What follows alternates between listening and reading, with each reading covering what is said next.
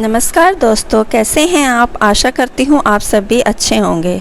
दोस्तों, अगर आपने हमारे चैनल को अब तक सब्सक्राइब नहीं किया तो सब्सक्राइब कर लें। आप लोग कहानी तो सुनते हैं पर चैनल को सब्सक्राइब नहीं करते। अगर आपको कहानी अच्छी लगे तो चैनल को लाइक, शेयर, सब्सक्राइब करना ना भूलें। आज मैं आपके लिए कहानी लेके आई हूँ, बूढ़ी अम्मा का भरोसा। डॉक्टर पटनायक दिल्ली के सबसे बड़े हार्ट सर्जन में से एक थे। ये कहना गलत नहीं होगा कि उनके जैसा डॉक्टर वहाँ कोई नहीं था। काम में सबसे अनुभवी और ज़मीनी स्तर से जुड़े हुए वो बहुत ही विनम्र इंसान थे। एक बार डॉक्टर्स के बड़े समूह को अपने अनुभव उनके साथ बांटने के लिए उन्हें आमंत्रित किया गया। डॉक्टर पटनायक 2 वर्षों से अमेरिका में अपनी सेवाएं दे रहे थे और जब पता चला कि उन्हें दिल्ली जाकर डॉक्टर के ग्रुप को संबोधित करना है और इस ग्रुप को बताना है कि वो गांव-गांव तक अपनी सेवाएं कैसे पहुंचा सकते हैं, गांव के लोगों को हॉस्पिटल से कैसे जोड़ सकते हैं और गांव में हॉस्पिटल का निर्माण कर मुफ्त में अपनी सेवाएं जन जन तक कैसे पहुंचा सकते हैं। उन्हें जब इस बात का भी पता चला कि दिल्ली से कुछ दूर एक गांव में डॉक्टर्स की मीटिंग रखी गई है, तब वे बहुत खुश हुए, क्योंकि डॉक्टर पटनायक दिल्ली के अलावा कई गांवों में अपनी मुफ्त सेवाएं दे चुके थे और उन्हें गांव के लोग बहुत मानते थे। उन्होंने अपनी फ़्लाइट टिकट बुक की, अपना सामान पैक किया और अगले ही दिन दिल्ली के लिए रवाना हो गए। देर शाम को उनकी फ़्लाइट लैंड हुई। मौसम ने अपना रुख बदला हुआ था। आसमान से 1-2 बूंद टपकती पानी कब छोटे छोटे ओलों में बदल गया पता नहीं चला। मौसम बहुत ज़्यादा ख़राब था। दिल्ली से एक जूनियर डॉक्टर शर्मा और उनका ड्राइवर मोहन उन्हें लेने के लिए एयरपोर्ट पर उपस्थित थे। अगली सुबह एक छोटे से गांव में डॉक्टर पटनायक को संबोधित करना था, इसीलिए उन्होंने उसी रात की उस गांव से एक के लिए निकलना था। कुछ देर बाद इंतज़ार करने के बाद भी मौसम की स्थिति वैसी ही थी। डॉक्टर शर्मा ने मोहन से पूछा, यदि आप गाड़ी चला सकें और रास्ते में किसी तरह की कोई असुविधा न हो तो क्या हम इस मौसम में भी यहाँ से निकल सकते हैं? हाँ, मैं कोशिश करूँगा, लेकिन गांव जाने के लिए हमें कच्चे रास्तों से होकर जाना पड़ेगा, इसलिए अभी हम धीरे धीरे आगे बढ़ सकते हैं, मोहन ने कहा। मोहन ने गाड़ी निकाली और तीनों गांव की तरफ आगे बढ़ने लगे। रास्ता और मौसम दोनों बहुत ख़राब था, इसलिए वे धीरे धीरे आगे बढ़ रहे थे।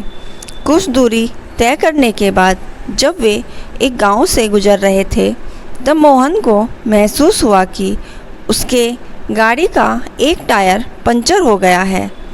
उसने गाड़ी रोकी और नीचे उतरकर बारिश में भीगते हुए अपने टायर को चेक किया। टायर पंचर था। उस गांव में बहुत अंधेरा था। मौसम ख़राब होने के कारण वहाँ बिजली नहीं थी, लेकिन मोहन ने देखा कि पास ही एक घर से रोशनी आ रही थी। मोहन ने डॉक्टर पटनायक और डॉक्टर शर्मा से कहा कि सर, गाड़ी का टायर पंचर है और टायर बदलने में समय लग सकता है, इसलिए गाड़ी से उतरकर हमें पास के घर में अभी कुछ समय रुकना होगा, क्योंकि ऐसी बारिश में टायर बदलना भी संभव नहीं होगा। दोनों डॉक्टर्स गाड़ी से नीचे उतरे और पास के ही घर की तरफ, जहाँ से रोशनी आ रही थी, आगे बढ़ने लगे। उन्होंने घर का दरवाज़ा खटखटाया, लेकिन अंदर से किसी भी तरह की कोई भी प्रतिक्रिया नहीं हुई। उन्होंने इस बार फिर दरवाज़ा खटखटाया और अब की बार दरवाजे पर एक बूढ़ी अम्मा थी, जो बहुत उम्र की लग रही थी। माँ जी, हम शहर से आ रहे हैं। मौसम बहुत ख़राब है और यहाँ हमारी गाड़ी भी खराब हो गई है। यदि कुछ समय तक आप हमें यहाँ रुकने दें तो आपकी बड़ी मेहरबानी होगी।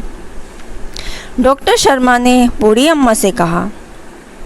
क्यों नहीं, आप सब अंदर आइए, मैं आपके लिए चाय बनाती हूँ, बूढ़ी अम्मा ने जवाब देते हुए कहा। ये बिस्तर पर यह छोटा बच्चा क्यों करा रहा है? इसे क्या हुआ है? डॉक्टर पटनायक ने बच्चे की करार सुनी और बूढ़ी अम्मा से पूछा। अब क्या बताएं साहब, गांव में हॉस्पिटल की सेवाएं नहीं हैं। हर छोटी छोटी बीमारियों के लिए शहर जाना पड़ता है। यह मेरा इकलौता पोता है।